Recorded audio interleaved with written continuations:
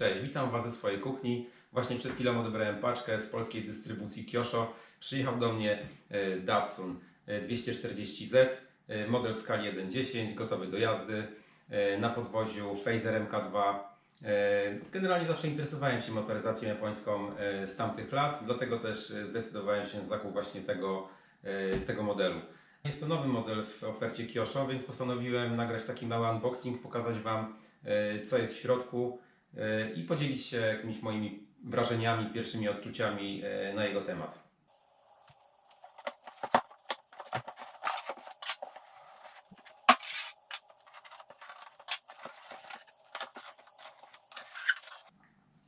Datsun wyjęty z pudełka. Pokażę Wam, co jest oprócz niego w środku w pudełku. Dostajecie tutaj instrukcję, jakiś zestaw naklejek. Widzę, że jest z worka do bindowania aparatury z odbiornikiem. I tutaj w tym pudełeczku jest pewnie aparatura. Jeszcze nie miałem nigdy styczności i kontaktu z modelami Kyosho. Aparatura fajna, taka dość duża, dobrze wykonana. Widzę, że jakościowo jest całkiem ok. Bardzo miłe w dotyku kółeczko do sterowania. Spoko. Ciekawe, jak się będzie sprawowała. I tutaj mamy jeszcze jakieś podstawowe kluczyki imbusowe i taki płaski. Oraz widzę, że chyba to są adaptery hex poszerzające samochód. Tak z tego co kojarzę. No i autko zaraz rozpakujemy, zobaczymy. Dobra, no i mamy Datsuna. Wygląda naprawdę bardzo ładnie. Ja jeszcze nigdy w sumie nie miałem w rękach takiego modelu 1.10 on-roadowego, więc oprócz mojego Volkswagena Garbusa, ale Volkswagen jest zdecydowanie mniejszy. Jeszcze zrobię kiedyś takie porównanie tych dwóch modeli. Tamten jest od Tamii na podwoziu M06, a tutaj Fazer 4-napędówka. Zobaczymy.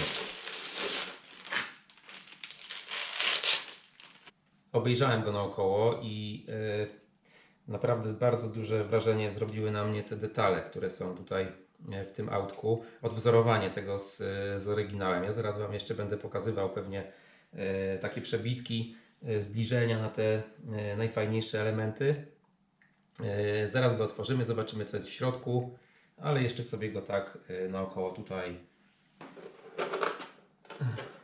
obejrzymy.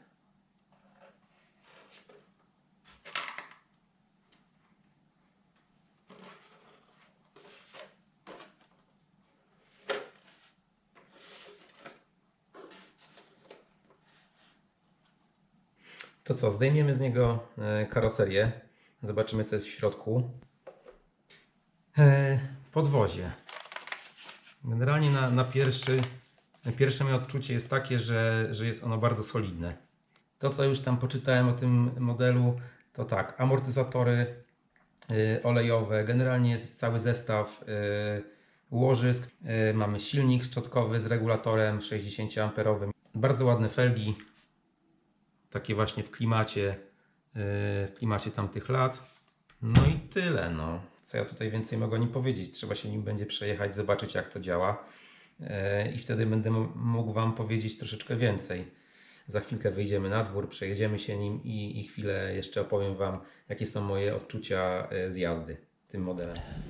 Siemanko, przyjechałem właśnie przed chwilą na teren Akademii Sztuki Wojennej w Warszawie.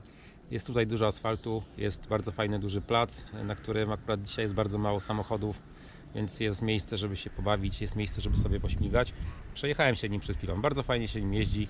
No jeszcze moja technika jazdy pozostawia dużo do życzenia, jak powiedziałem wcześniej. Jeszcze nie miałem takiego on-roada.